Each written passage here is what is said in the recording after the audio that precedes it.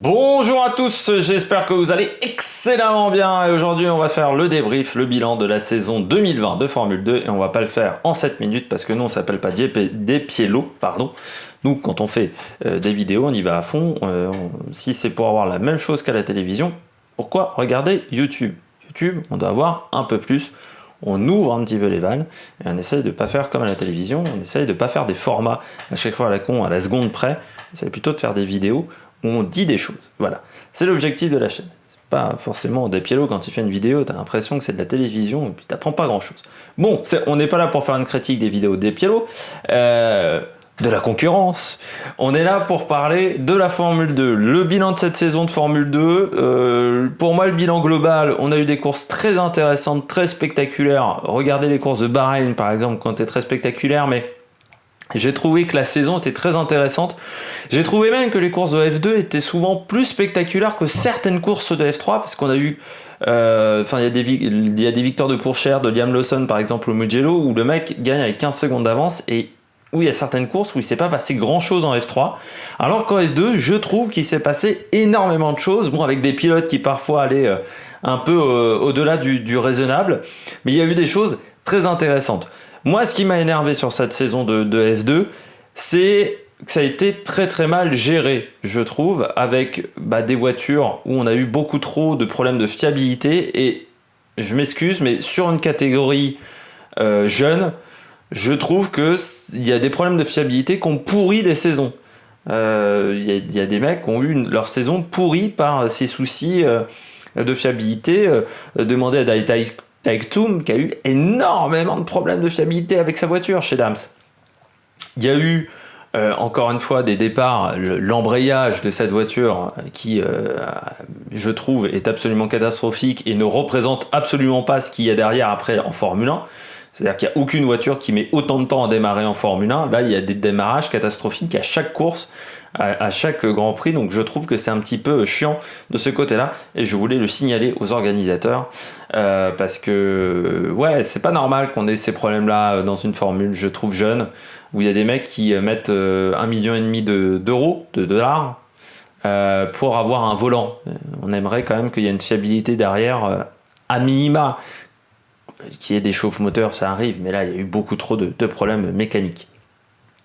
Bon, on va débriefer cette saison avec Mick Schumacher. Mick Schumacher qui à partir de Silverstone, il y a son crash avec Schwartzman à Silverstone et ensuite ça déroule après derrière avec des très très bons résultats. Sauf à Bahreïn, où c'est à Bahreïn où il a été le moins bon, je trouve. Son début de saison a été compliqué, sa fin de saison a été difficile, entre les deux c'est parfait, quasiment. Il a fait des très belles courses, il a été très performant, il a fait des très très bons départs, ça l'a quand même pas mal aidé. Alors ses départs à Schumacher, il a trouvé un truc avec l'embrayage, ensuite c'était l'autoroute quoi. C'était le mec qui a pris les meilleurs départs de la saison. J'ai jamais vu dans une catégorie un mec prendre des départs où à chaque départ il a dû gagner 3 ou 4 positions. À chaque départ, ça l'a énormément aidé dans les courses 2, parce que dans les courses 2, il y a des meetings où c'est quasiment parfait. Quand vous faites 3 et 2 à Spa, 1 et 3 à Monza, pareil à Sochi, 1 et 3, enfin là c'est des départs parfaits. Encore une fois, il a été 3 fois en dehors des points, 4 fois pardon en dehors des points. Il y a le Red Bull Ring pour la course 1, le Grand Prix de Styrie course 2, Grand Prix de Silverstone course 2 également, et la dernière course de la saison où il a été en dehors des points. Sinon il a été très performant. Après, est-ce qu'il a réalisé la meilleure saison pour moi? C'est dur à dire, il a été bon. Est-ce qu'il a réalisé la meilleure saison? Je sais pas. Il a été champion du monde, mais son début de saison quand même pas facile. Je trouve par exemple qu'un Callum Elliott a peut-être été plus régulier. Plus souvent aux avant-postes, il a très peu de pole position au final. Donc voilà, il y a des trucs où il doit travailler. Il a été souvent très agressif aussi, trop agressif. Je pense qu'il y a des manœuvres qui ne seraient pas passées en Formule 1, qui passent parce que c'est de la F2 et que je trouve qu'on n'a pas mis énormément de pénalités à certains pilotes. Mais ça a parfois été un petit peu compliqué du côté de Mick Schumacher. L'année prochaine, Formule 1, chez Haas, ça va pas être facile, parce que Haas, c'est pas la meilleure équipe pour débuter, je trouve. Même si on a envoyé des gens de la Scuderia chez Haas, je pense que ça sera un petit peu compliqué pour Mick Schumacher. Voilà, il faudra s'accrocher, mais au moins il a un titre de champion de F2 et ça on ne pourra pas lui retirer. Deuxième, Callum Elliott. Callum Elliott qui a manqué de sang-froid. Il perd le championnat parce qu'il manque de sang-froid. Je pense que c'était le plus constant au niveau de la performance. Il a été tout le temps aux avant-postes. Il a eu aussi de la schkoumoun parce que beaucoup de problèmes au niveau des arrêts au stand. Alors je ne sais pas si c'est dû au fait qu'il se plaçait mal sur la voie des stands ou à son équipe Univer Tosti qui a fait des erreurs, mais il y a eu des problèmes au niveau des arrêts au stand qui lui font perdre énormément de courses ou qui le mettent hors des points. Donc ça c'était un petit peu dommageable de ce côté-là. Et puis il a manqué, je trouve, quelquefois de sang-froid sur certaines manœuvres, à certains moments de la saison où il n'a pas toujours été très clairvoyant. Il ne fait pas de grosses erreurs, mais en fait mentalement je pense que c'est pas le plus fort Callum Elliott aujourd'hui. Il lui manque un petit peu encore de mental. Donc il finit à 14 points. L'écart peut paraître grand, mais l'écart en performance entre les deux était très restreint. Et c'est dommageable qu'un pilote comme lui, qui pour moi a fait une très très grande saison, qui n'a pas déçu en F2 parce que l'année dernière il avait très bien fini la saison aussi, Callum Elliott, dans une équipe qui n'était pas facile, qui était l'équipe Charouz. Je trouve qu'il mériterait d'être en F1 l'année prochaine. Voilà. C'est un petit peu dommageable qu'aujourd'hui il n'y a pas de place pour un pilote comme Callum Elliott qui a fait plutôt des bonnes saisons, et je trouve qu'un Kimi Räikkönen par exemple aurait pu céder sa place à un Callum Elliott du côté de chez Alfa Romeo Sauber. Troisième, la révélation de l'année. Pour moi c'est la surprise de l'année parce que je ne m'attendais pas à ce qu'il soit aussi performant. Yuki Tsunoda troisième avec 200 points. Il s'est battu presque jusqu'au bout. Il a été excellent à Bahreïn lors du dernier meeting. Où il fait 1 et 2, c'est quand même assez rare. Quand même 3 victoires cette année, 3 deuxièmes places et une troisième place. Quelques résultats en dehors des points, bien entendu, aussi de la part de Yuki Tsunoda, mais on ne s'attendait pas à un tel niveau de performance. Quand on le voit en début de saison, je me dis, le mec vient de la F3, c'est que sa deuxième année sur le sol européen, il a peu d'expérience sur les courses au niveau européen. Il y a plein de facteurs. L'année dernière en F3 il finit bien la saison, à Monza, Spa il fait des très très bonnes courses. Par contre avant on le voit quasiment pas, et est-ce que ça va suffire pour la F2? Il y avait beaucoup d'inconnus. En plus il était dans une équipe qui est une équipe qui n'était pas forcément facile, parce que c'est vrai que quand vous partez chez Carlin, on sait qu'en F2 l'année dernière ça avait été très compliqué pour lui Deletra par exemple. Et en plus il a un équipier qui est également inexpérimenté, qui est Daruvala, donc tu te dis ça sent pas top pour lui. Et il a explosé Daruvala, il a explosé beaucoup d'autres pilotes, et il y a des courses où il a été absolument fantastique. Donc il faut saluer, je trouve, la belle saison de Yuki Tsunoda. AlphaTauri, pour moi, il en manque un petit peu d'expérience, mais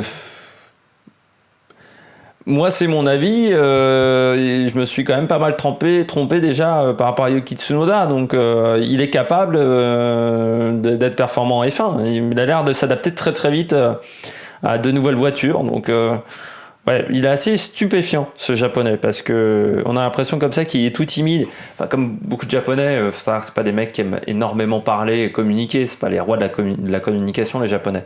T'as l'impression que c'est un petit gamin tout timide, et derrière il te colle des courses mais fantastiques. La dernière course à Bahreïn, ça a été assez incroyable, hein. À Spa aussi, il a été ultra performant. Et même l'année dernière en F3, il nous avait collé des courses où on s'était dit il y a quand même un petit potentiel, mais de là à ce qu'il soit aussi performant en F2, je m'attendais pas à ça. Robert Schwartzman, ça a bien démarré. Il y a eu un énorme trou noir à partir de Silverstone, quasiment jusqu'à Monza et même Sochi, où c'est compliqué. Et il retrouve un petit peu des couleurs sur la fin de saison, mais ça n'a pas été un long fleuve tranquille pour Schwartzman. Et après le début de saison, il est en tête du championnat après la Hongrie, tu te dis ça va aller, il va jouer le titre jusqu'au bout. Et puis derrière, il y a eu quand même beaucoup de trous noirs, pas toujours des bonnes réactions.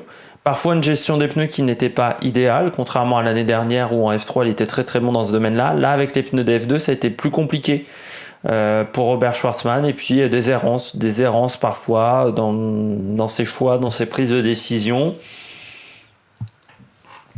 Ça fait qu'il est quand même assez loin de Schumacher, de son équipier. Leurs trajectoires se sont même assez croisées. C'est-à-dire que jusqu'en Hongrie, c'est Schwartzmann qui est devant. Et puis il y a ce crash en course 2 à Silverstone où les deux se rentrent dedans. Et après derrière, tu as l'impression que Schumacher a pris le pouvoir à ce moment-là et que Schwartzmann s'est totalement sorti de son championnat. Il a mis beaucoup de temps avant de s'y retrouver avec des qualifications parfois très compliquées. Que ce soit au Mugello, que ce soit également du côté de Monza. Ça n'a pas été simple. Ça n'a pas été simple pour moi. Et il faut repasser encore une saison à F2. L'année prochaine, je pense qu'il sera très fort. Mais là, il lui en a manqué un petit peu à Schwartzmann. Je termine avec Mazepin. Du côté des bons pilotes. Mazepin, c'est particulier. Pour moi, il ne mérite pas d'aller en F1. Pas par rapport à ses résultats, mais parce que c'est un fou allié, le mec. Alors il a fait des actions, mais très dangereuses. Pour moi, c'est un fou allié. Pour moi, c'est du niveau de Pedro Diniz, de Maldonado. Et pour moi, en F1 l'année prochaine chez Haas, ça va être Crashman. C'est incroyable le nombre c'est Torpilleman, quoi. C'est nouveau Torpilleman. Il y a vraiment des moments où il a été très dangereux. Il a été parfois très bon. Il y a eu des coups d'éclat de la part de Mazepin, ça je suis d'accord. Il finit devant Giotto au championnat, ce qui était vraiment pas dit en début de saison. Et putain, il a eu un comportement immature. Il a fait preuve d'une immaturité assez incroyable. Bahreïn par exemple, quand il a à deux doigts de faire sortir de la piste, je sais plus c'est qui le dépasse à ce moment-là, je sais plus si c'est Zhou ou un autre pilote, je sais plus. Où il a à deux doigts de le faire sortir de la piste. Ouais, à un moment, faut pas déconner. Donc pour moi, il est pas prêt pour la F1. Il fait pas une saison mauvaise, surtout que c'était la première saison de son équipe High-Tech Grand Prix, donc ce qui n'était pas forcément facile. Mais il a eu des comportements très dangereux. Zhou, pour moi, c'est un peu une déception quand même. Je m'attendais à beaucoup mieux de la part du Chinois. Il a manqué de pointe de vitesse. Ça, c'est clair et net. Il a manqué de pointe de vitesse, des qualifications souvent compliquées pour Zhou. Pas toujours les bonnes stratégies. Ce qui est assez surprenant, c'est que c'est quand même un pilote qui, l'année dernière, avait fait une très bonne saison et que cette année, ça s'est pas du tout goupillé comme ça aurait dû l'être. Il gagne qu'une place par rapport à sa saison dernière, alors qu'il était meilleur débutant. Moi, je l'ai trouvé plus performant l'année dernière que cette année. J'ai trouvé plus intéressant l'année dernière que cette année également. On l'attendait à ce qu'il soit leader de l'équipe devant Kalou Maillotte, et au final, Kalou Maillotte l'a quand même bien sabordé pendant toute l'année.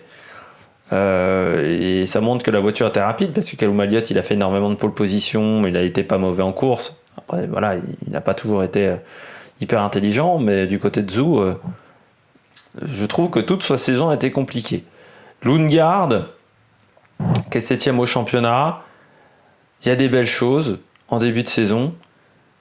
Il y a des grands moments de grandes difficultés. Pour moi, il n'est pas prêt non plus encore pour la Formule 1. J'ai encore du mal à déterminer s'il a un véritable potentiel, Lundgaard, dans la Formule 1 même. Parce que son année de F3 aussi, c'était pas un long fleuve tranquille l'année dernière chez ART. Là, cette année, il y a des bons résultats en début de saison, mais il n'arrive pas à enquiller les très bons résultats sur toute la saison. Il y a eu des gros moments d'irrégularité, des gros trous noirs sur son année. Donc je me dis, est-ce qu'il a le potentiel vraiment pour la Formule 1 ? Pas sûr. C'est plus le jeune prodige qu'on voyait que Renault nous montrait l'année dernière avant la saison de F3. La saison de F3 l'a quand même énormément abîmé. Lundgaard. Cette année, il y a eu des bonnes choses. Il y a eu des choses beaucoup moins bonnes. Quand il était dans ses baskets, il a eu des très bons résultats. Par contre, c'est pas arrivé souvent. C'est ce qu'on peut lui reprocher à Lundgaard. Bon, Deletra, c'est à part 3 podiums, il y a eu des podiums, il y a eu 5 podiums pour Deletra, mais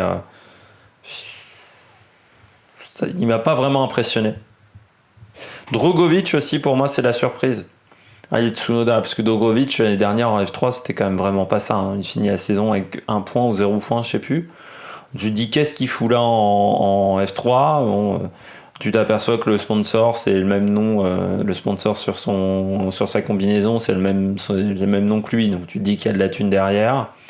Mais il n'y avait pas de référence jusqu'à maintenant de Drogovic. Cette année, il y a 3 victoires. Il y a aussi des moments où il a, un peu comme Mazepin, dépassé les bornes, mais ce que j'autorise beaucoup plus un Drogovic qui a peu d'expérience qu'un Mazepin qui avait déjà une saison F2. Et puis, oui, il y a eu des très belles qualifications qu'il n'a pas toujours réussi à convertir parce qu'il faut qu'il travaille les départs, Drogovic.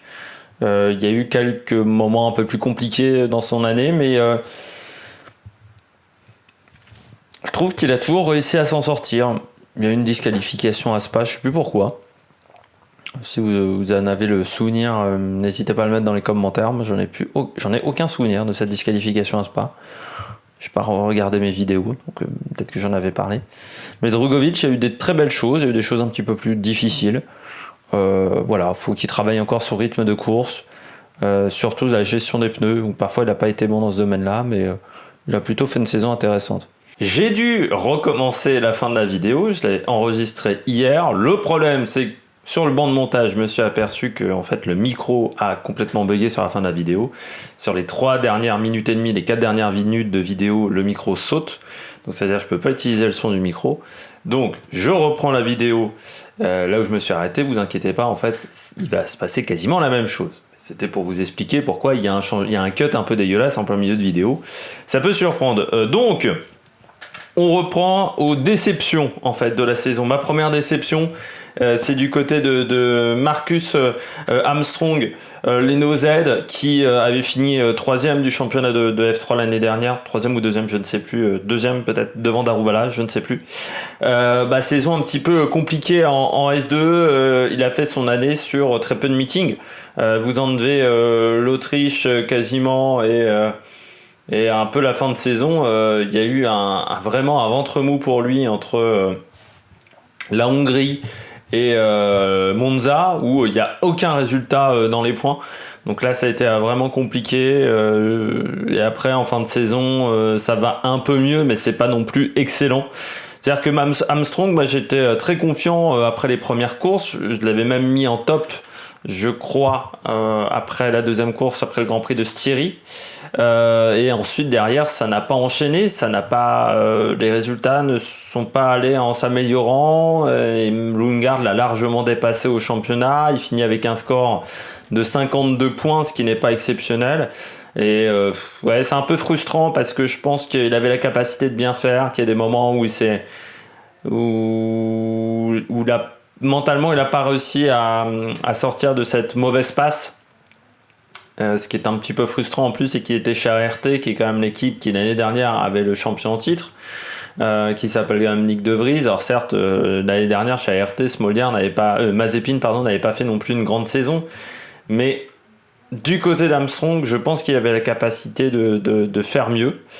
Et c'est frustrant parce qu'au final, sa 3e place de F3, on l'a déjà oublié, son bon résultat en F3 en 2019, et que aujourd'hui, Marcus Armstrong, c'est le mec qui n'a pas fait des très bons résultats en F2, et c'est dommage, c'est qu'en plus chez Ferrari, il y a beaucoup de pilotes. Il est dans une académie de jeunes pilotes où vous avez Callum Elliott, vous avez Mick Schumacher, vous avez également des jeunes qui arrivent en F3, et le petit Fittipaldi par exemple. Non, c'est pas Fittipaldi. Si, c'est Fittipaldi en F3, donc il y a du monde. Il y a des pilotes prometteurs. J'ai peur que cette mauvaise saison en F2 lui coûte énormément en termes de réputation, et on sait que la réputation pour accéder à la Formule 1 maintenant c'est très important. Deuxième déception également, c'est Jack Aitken, parce que l'année dernière chez Campos il avait fait des courses assez exceptionnelles, je trouve. Il a eu des courses vraiment très intéressantes. Cette année, Vous enlevez les courses de Silverstone, il n'y a pas grand chose à se mettre sous la dent. Beaucoup de résultats en dehors des points et ça a été compliqué. L'année dernière, il avait été plus présent aux avant-postes. Il y avait une inconstance du côté de Jack Aitken, mais il avait été aux avant-postes. Cette année, aux avant-postes, on l'a quand même quasiment pas vu. Alors par contre, quand il était aux avant-postes, il a converti les occasions, mais derrière, les résultats n'ont pas été exceptionnels pour Jack Aitken, qui en plus a raté le dernier meeting. Il était chez Williams lors du Grand Prix de F1, mais compliqué si on a des Jack Aitken. Alors ça, avec la concurrence chez Williams, bon, c'est Roy Nissany, donc ça va, on s'attendait quand même à mieux de la part de Jack Aitken. Ça a été très compliqué, je trouve. Il y a eu peu de bons résultats, peu de résultats satisfaisants pour le pilote britannique, et c'est un petit peu dommage de ce côté-là. Surtout que l'année dernière, encore une fois en 2019, il avait fait plutôt une saison intéressante où on s'était dit, en plus il rempilait dans la même équipe, c'est ça qui est assez incompréhensible, c'est qu'il rempile de nouveau chez Campos, et cette année il s'en sort pas du tout chez Campos, donc c'est un petit peu frustrant pour le pilote britannique. Le fait d'avoir quitté la Renault Driver Academy a peut-être eu des conséquences plus importantes que prévues. Giuliano Alesi, donc 17ème du championnat avec 12 points. Il a marqué des points sur la première course et la dernière course. C'est le trou noir. Bon, après Giuliano Alesi, comment vous dire, c'est un pilote qui n'a pas performé en GP3. Donc je vois pas comment il pouvait performer en F2. Tout simplement. Il y a un moment, faut juste regarder les résultats et les statistiques. Un mec qui performe pas en F3, c'est très rare quand il performe en F2. Vous avez le cas de Drugovich. Vous avez quelques cas comme ça de pilotes qui n'ont pas performé en F3 et qui derrière ont performé en Formule 2. C'est quand même extrêmement rare. Et dans le cas d'Alesi, il a fait plusieurs saisons en GP3. Il a fait 4 ou 5 saisons en GP3, je ne sais plus. Donc c'était pas ça en GP3. Il a gagné beaucoup de courses, mais des courses 2. Donc avec la grille inversée. Et puis en F2, chez Trident l'année dernière, c'était catastrophique par rapport à son équipier. Certes, lui, l'équipe n'était pas très bonne, mais même son équipier a réussi à faire mieux. Puis là, il est devant Markelov. Mais bon, Markelov, ça a été catastrophique. Et face à Matsushita, ça a été compliqué il a remplacé Matsushita, mais face à Drugovich, ça a été compliqué sur la fin de saison aussi chez MP Motorsport. Un vrai problème au niveau de manager ses pneus du côté de Giuliano Alesi. Et parce que c'est un pilote qui n'a toujours pas compris comment marchaient les pneus de Formule 2. Donc souvent, ça démarre bien et puis au fur et à mesure de la course, ça s'écroule. Souvent, les courses longues ont été très difficiles, les courses courtes un peu meilleures et encore. Au final, les résultats sont mauvais dans tous les cas et je pense qu'il a rien à foutre en F2, très clairement. Et du côté de Pedro Piquet, c'est un petit peu la même chose. C'est-à-dire quand vous n'avez pas été performant en GP3, F3, c'est compliqué d'être performant en Formule 2, surtout une année de débutant dans une équipe pas facile. Du côté de Piquet, parce que Charouz, quand tu vois ce qu'a fait de Louis Delettra, ça a aussi été très irrégulier de la part de Louis Delettra, donc c'est compliqué dans ce cas-là d'être performant du côté de Pedro Piquet. Donc voilà, c'est une micro-déception on va dire, mais c'est un pilote qui n'a pas été très performant. On passe au classement constructeur rapidement, donc pour vous dire que c'est Prema qui remporte le titre avec 40 points d'avance sur Univer Tozzi. On retrouve ensuite Carlin qui a fait une bonne saison, je trouve, quand même l'équipe Carlin. Ensuite on retrouve Hightech qui était la nouvelle équipe, donc qui a fait aussi des belles courses. ART décevant au niveau du classement constructeur comme Dams, mais en même temps avec Sean Gilel, fallait pas s'attendre à grand chose. Avec Dai Taktum non plus, parce que s'il a été viré de chez Red Bull, c'est bien qu'il y avait des raisons quand même. Et puis Trident qui finit dernier, juste derrière BWT-HWA Slab. Bon, du côté de Trident, au niveau performance, il faut quand même rappeler que cette équipe avait engagé 2 pilotes payants, Roy Nissany et également c'était Marino Sato, pardon. Et donc, il ne fallait pas s'attendre à des merveilles d'un côté comme de l'autre, parce qu'au niveau performance, ça n'a pas été vraiment ça pour Nissany, comme pour notre ami Marino Sato, ça a été un petit peu compliqué pour les deux. J'espère que vous avez aimé cette vidéo. Si vous avez aimé cette vidéo, n'hésitez pas à vous abonner à la chaîne, même si vous vous appelez des Pielo. N'hésitez pas non plus à réagir dans les commentaires, même si vous vous appelez des Pielo, pardon, je vais réussir à prononcer son prénom. Enfin son nom de youtubeur, et puis surtout n'hésitez pas à mettre la petite cloche parce que les vidéos sortent de manière totalement irrégulière sur cette chaîne, c'est totalement l'anarchie de ce côté là, et puis n'hésitez pas à mettre un pouce bleu également. Allez, on se retrouve pour de nouvelles aventures sur l'Amérique Production, ciao ciao.